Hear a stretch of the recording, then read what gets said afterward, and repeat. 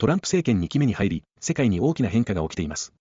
特に前バイデン政権までの外交・移民対策とは真逆のアメリカファースト政策が着々と進められています。そんな中、レビット報道官がオールドメディアに対し、真っ赤な嘘はいい加減にしなさいと怒りをぶつけました。日本でも同じですが、今メディアは保守の足を引っ張ることに必死です。What we've witnessed President Trump accomplish over the last few days has been nothing short of remarkable. We are now 3.5 years into the war between Russia and Ukraine, a brutal conflict that has claimed hundreds of thousands of Russian and Ukrainian lives and cost trillions of dollars. The weakness and incompetence of Joe Biden foolishly allowed the killing to start in the first place.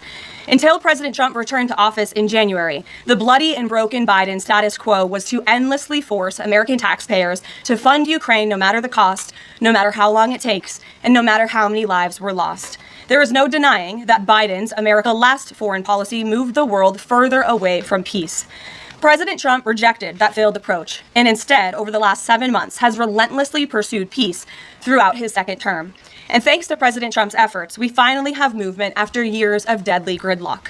On Friday, as you all know, many of you were there, President Trump hosted Russian President Vladimir Putin in Anchorage, Alaska for a bilateral meeting. This was the first time President Putin has been to the United States since 2015, and the first time he has met with an American president in years.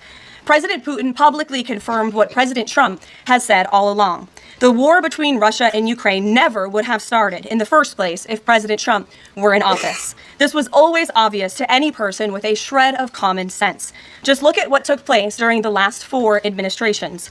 Under George W. Bush, Russia invaded Georgia. Under Barack Obama, Russia took Crimea. Under Joe Biden, Russia invaded Ukraine.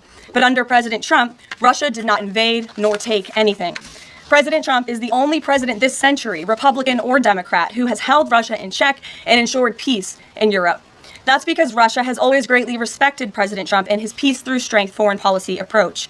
But overall, the bilateral talks in Alaska were very productive, and multiple key points were agreed to between the two leaders that truly opened up the door for Phase 2 discussions, which took place yesterday here at the White House, within 48 hours of that meeting in Anchorage, I may add. As you all know, there were many European leaders here, as well as Ukrainian President Zelensky. They all traveled here to meet with President Trump to maintain the momentum and work toward a lasting peace. Across the board, every leader credited President Trump for his decisive leadership that has reignited the dialogue in hopes of finally bringing this war to a peaceful conclusion, or capture the progress that was made and the optimism moving forward. Finnish President Alexander Stubb said, "I think in the past 2 weeks, we've probably had more progress in ending this war than we have had in the past 3.5 years. Again, that is the president of Finland, a country that shares a border with Russia. That's what we call the President Trump effect. NATO Secretary General Mark Rutte also summed it up well. Without President Trump, this deadlock with Putin would not have been broken. He is the only one who could do this." Following the encouraging conversations yesterday, President Trump spoke with President Putin by phone, and he agreed to begin the next phase of the peace process, a meeting between President Putin and President Zelensky, which would be followed, if necessary, by a trilateral meeting between President Putin, President Zelensky, and President Trump. As the president said, Vice President Vance, Secretary Rubio, and Special Envoy Witkoff will continue to coordinate with Russia and Ukraine to make this happen as soon as possible. It's very important to remember that before President Trump's landslide victory last November, there was no end in sight to this bloodshed. Now, there may finally be light at the end of the tunnel and an opportunity for lasting peace. That's because President Trump is the peace president, and American leadership is back on the world stage. It should not be lost on anyone in this room that world leaders are coming right here to Washington, D.C. for help. While previous presidents have traveled halfway around the world to apologize for America, President Trump stands up for America, and he has firmly restored America's status as the undisputed leader of the free world.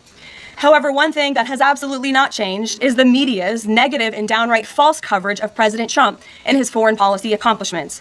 From the beginning of this entire process, much of the left-wing media has been actively rooting against the President of the United States in the pursuit of peace.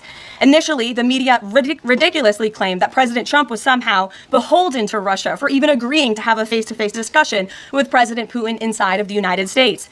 The media said President Trump was making a grave mistake by, quote, legitimizing Putin. They were aghast that President Trump would treat another world leader like a world leader.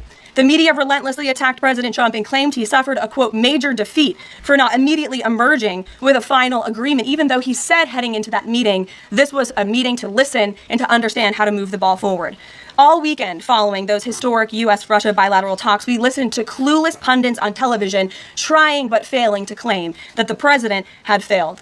The so-called experts in the foreign policy establishment, whose record is nothing but endless wars, trillions of wasted taxpayer dollars, and dead Americans, have the nerve to try and lecture President Trump, who has solved 7 global conflicts in 7 months, about peace. This is the same president, by the way, who brokered the Abraham Accords in his first term, on top of more than half a dozen other peace deals this year alone, as I just said.